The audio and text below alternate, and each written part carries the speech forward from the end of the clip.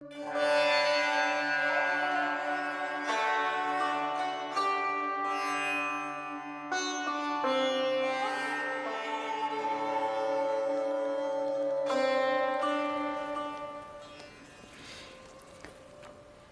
morning, everyone.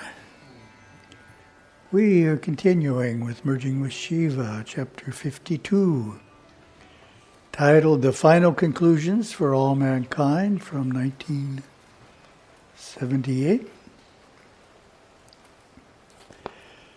Lesson 362, Service, Worship, Understanding.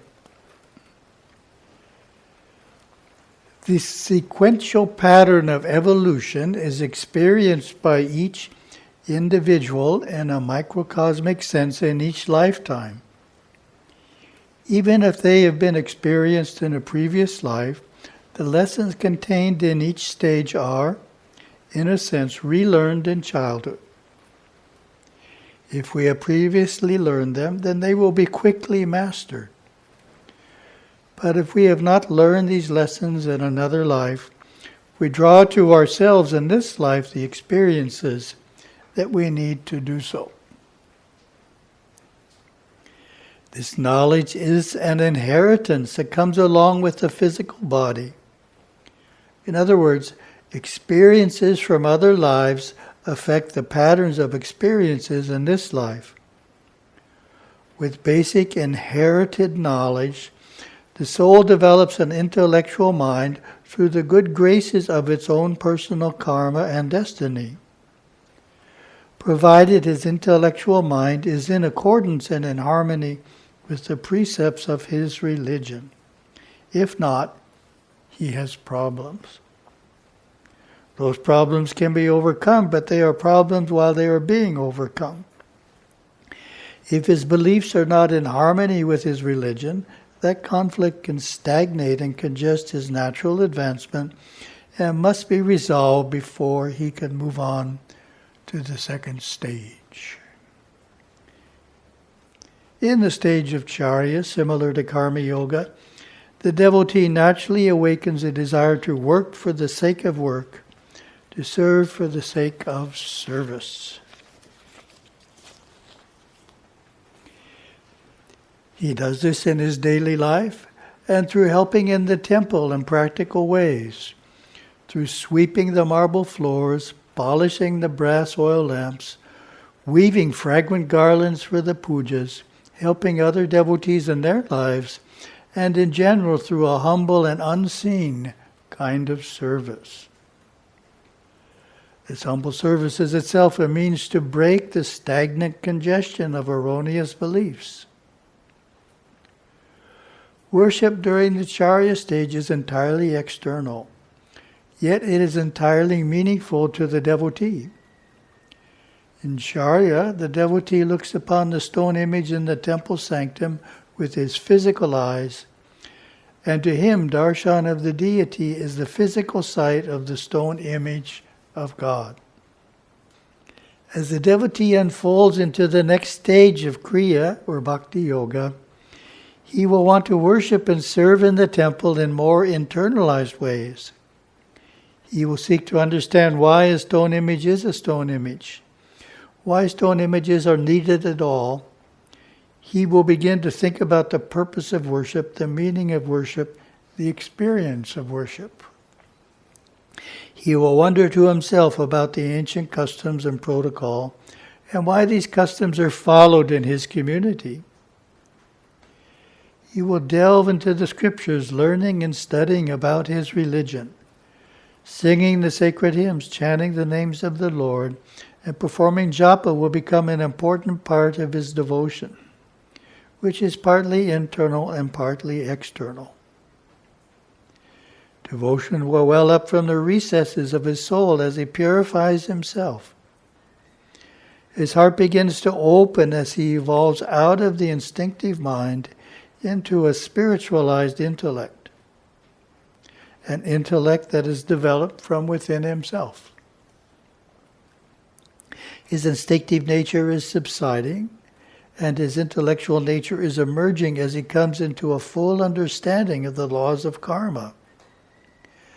as his intellect controls the instinctive mind, he understands for the first time the cause and effect, the action and reaction of his physical and mental activities. Kriya blossoms into its fullness when there arises in his heart a strong desire to know and experience God, to penetrate into the realms of consciousness and reality beyond the physical plane revealed by the grosser senses. He expresses this desire through continued worship in the very special environment of the Hindu temple or his home shrine. He worships the personal aspect of God, and his attitude is no longer one of fear, of a servant to a master, as it was in Charya. In Kriya, he looks upon God as a dutiful son to his father. He perceives that God is his personal Lord, concerned for the welfare of mankind, and he approaches God in a human, personal way. He wants to serve God not because he fears the consequences of being an infidel, but because he wants to be in harmony with a higher reality, which he reveres, to be attuned to the darshan of the deity.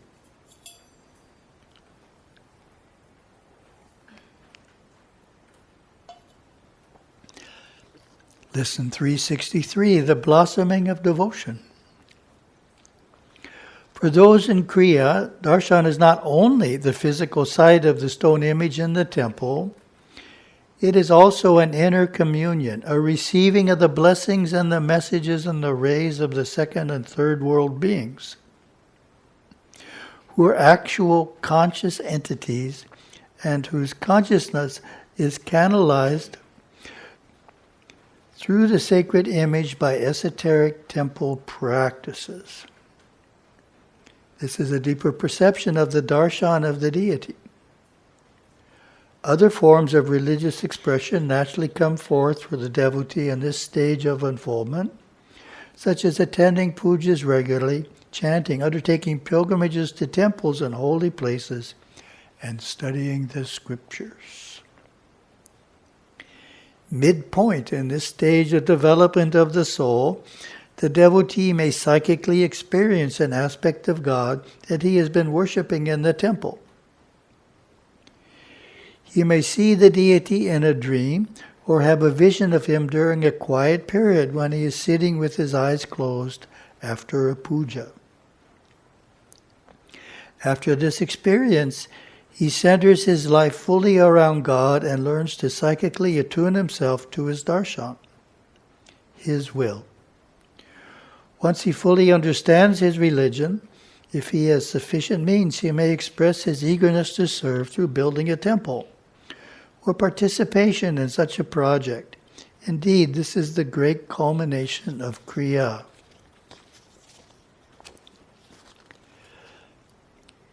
It is through the devotees in the Kriya or Bhakti Yoga stage of unfoldment of the soul that we have all over the world today magnificent Hindu temples, built by people who have performed well, who have controlled their thoughts and actions, who have understood the laws of karma and the penalties of wrong action. They have avoided wrong action not out of fear, but because they have evolved into performing right action. Having released themselves from the dense fog of the instinctive mind. That's a great statement, huh? Having released themselves from the dense fog of the instinctive mind, they can now build temples of great beauty, which reflect the beauties they have discovered within themselves in their personal communion with God, who to them is not an awesome master who might punish and discipline, but a loving Father. As he matures in Kriya, the devotee unfolds a more and more intense love of God, to the point that he may well shed joyful tears during intense moments of worship. When that love is constant from day to day, when it is strong enough that he is capable of surrendering his individual will to God's cosmic will, then Kriya or Bhakti Yoga has reached its zenith.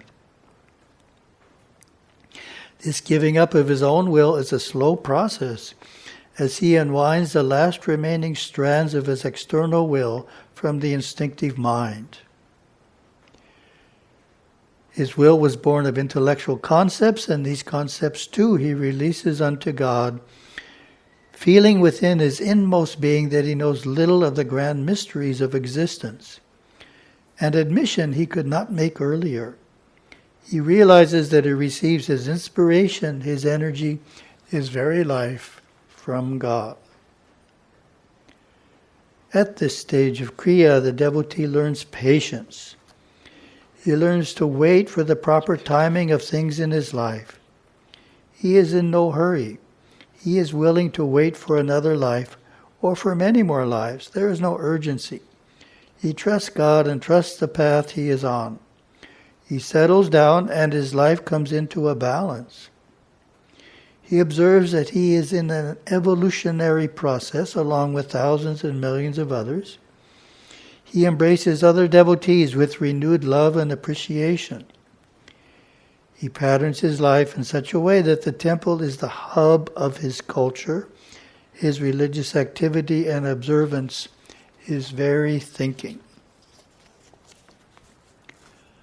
From the temple or his home shrine, he goes forth to spend his days in the world, and to the temple or shrine he returns from the world. His life comes and goes from that sacred place. In the stages of Charya and Kriya, the deep-seated impurities of the mind are cleansed as past karmas are resolved and a foundation laid for the third stage on the divine path, that of yoga.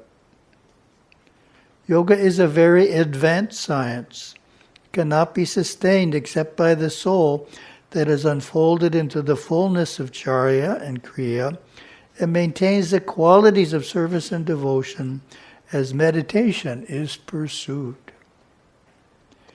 The devotee who has served God well now embarks upon finding union with God in his sanctum within. He remains enveloped in the darshan of the personal Lord he has carefully cultivated during Charya and Kriya, and on the power of that darshan he is drawn within by the primal soul himself to rarefied states of consciousness and the stillness of meditation. Thank you very much. Have a wonderful day.